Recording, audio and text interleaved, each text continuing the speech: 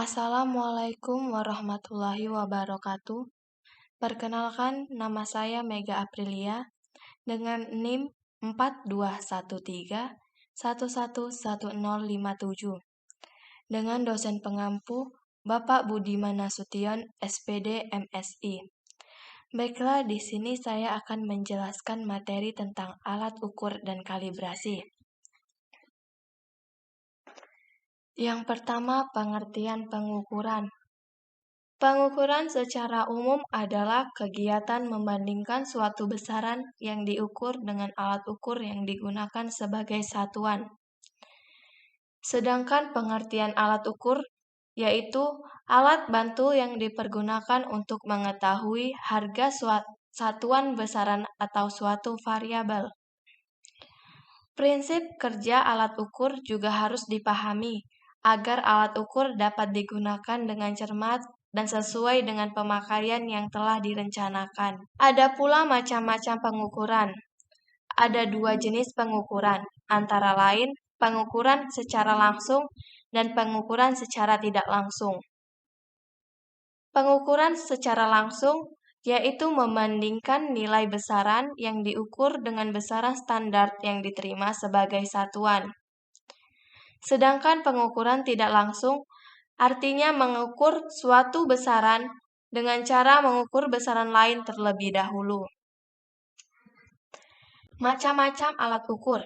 Yang pertama yaitu alat ukur panjang. Contoh alat ukur panjang yaitu seperti mistar, jangka sorong, mikrometer sekrup.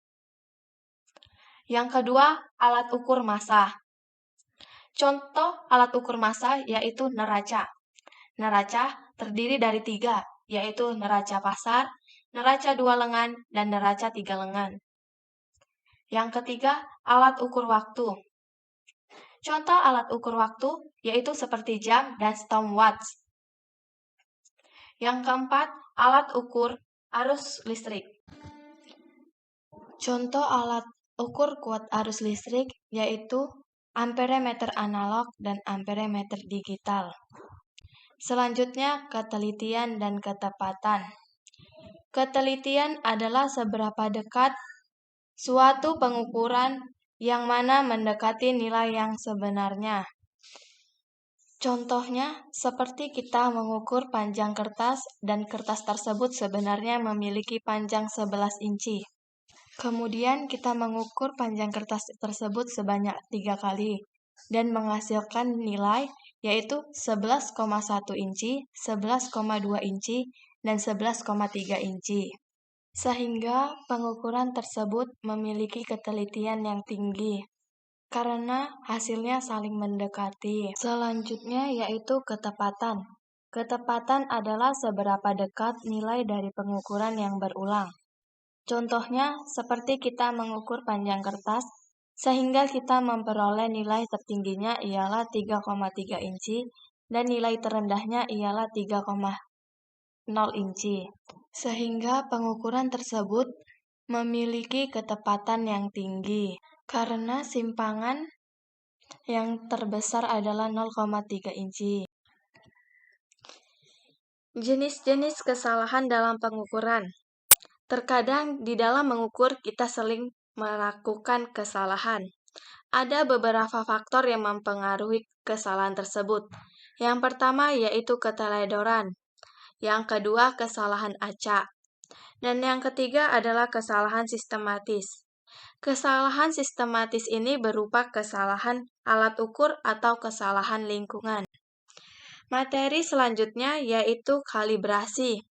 Kalibrasi adalah kegiatan yang menghubungkan nilai yang ditunjukkan oleh instrumen ukur atau nilai yang diwakili oleh bahan ukur dengan nilai-nilai yang sudah diketahui tingkat kebenarannya.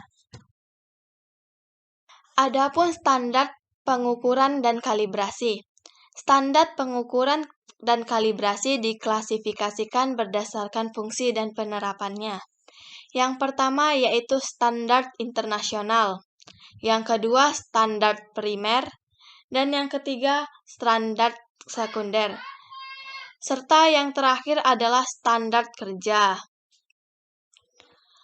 Adapun tujuan kalibrasi, yaitu yang pertama, memastikan bahwa penunjuk alat tersebut sesuai dengan hasil pengukuran lain atau standar. Yang kedua yaitu menentukan akurasi penunjukan alat. Yang ketiga yaitu mengetahui keadaan alat bahwa alat tersebut dapat dipercaya, sehingga tidak dapat terjadi kesalahan dalam pengukuran. Selanjutnya, manfaat kalibrasi. Manfaat kalibrasi yang pertama yaitu menjaga kondisi instrumen ukur dan bahan ukur agar tetap sesuai dengan spesifikasinya. Yang kedua yaitu untuk mendukung sistem mutu yang diterapkan di berbagai industri pada peralatan laboratorium dan produksi yang dimiliki. Dan yang ketiga yaitu agar dapat mengetahui perbedaan atau penyimpangan antara harga yang benar dengan harga yang ditunjukkan oleh alat ukur. Dan yang terakhir, kalibrasi diperlukan untuk satu, perangkat baru. Yang kedua yaitu untuk suatu perangkat setiap waktu tertentu. Yang ketiga, suatu perangkat setiap waktu penggunaannya tertentu, seperti pada saat jam operasi. Yang keempat, ketika suatu perangkat mengalami tumbukan atau getaran yang berpotensi mengubah kalibrasi. Dan yang kelima, yaitu ketika hasil observasi dipertanyakan. Baiklah, sekian yang dapat saya jelaskan tentang alat ukur dan kalibrasi. Apabila ada kesalahan kata atau kekurangan, saya mohon maaf. Dan apabila ada materi saya yang kurang jelas, saya juga mengucapkan mohon maaf berkali-kali. Saya akhiri. Assalamualaikum warahmatullahi wabarakatuh.